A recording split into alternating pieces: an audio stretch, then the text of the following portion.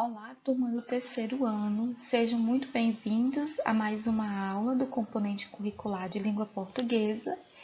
Eu sou a professora Joselma. A nossa aula de hoje estudaremos sobre palavras terminadas em E ou I. E a gente vai aprender uma regra muito simples que nunca mais você vai errar de como escrever palavras terminadas em E ou I. Agora, aqui nesse quadro, temos exemplos de palavras terminadas em E e palavras terminadas em I.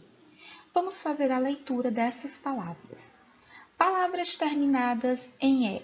Temos pente, sabonete, alface, abacate. Palavras terminadas em I. Pequi, abacaxi, pente-vi, cariri. Observe que os sons muitas vezes nos deixam confundidos. Se a palavra é escrita com E ou se a palavra é escrita com I. Se você também ficou com alguma dúvida ou se você tem dúvida, vamos saber como diferenciar. Então, a gente vai entender e a gente vai aprender uma regra bem simples.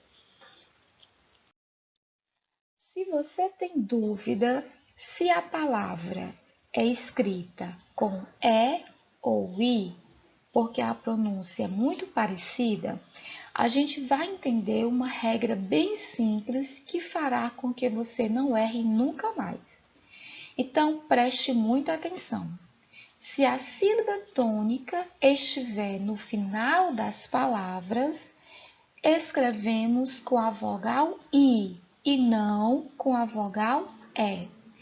Isso é uma regra para palavras terminadas com E ou I. Então, vamos observar aos exemplos. A primeira palavra, pequi. Pequi é com E, o final dessa palavra eu vou escrever E ou I. Pequi eu escrevo com I. E qual é a sílaba tônica? Qui.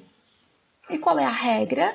Se a sílaba tônica estiver no final das palavras, escrevemos com a vogal I.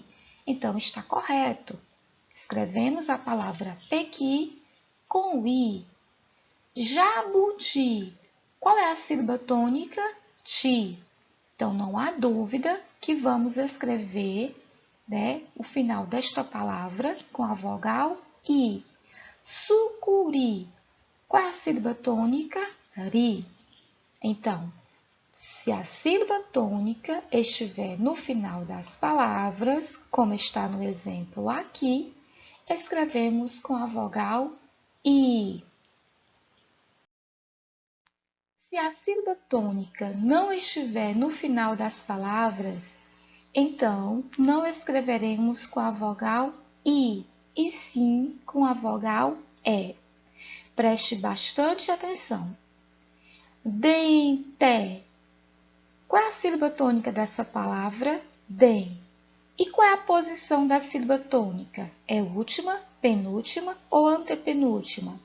Den é a penúltima.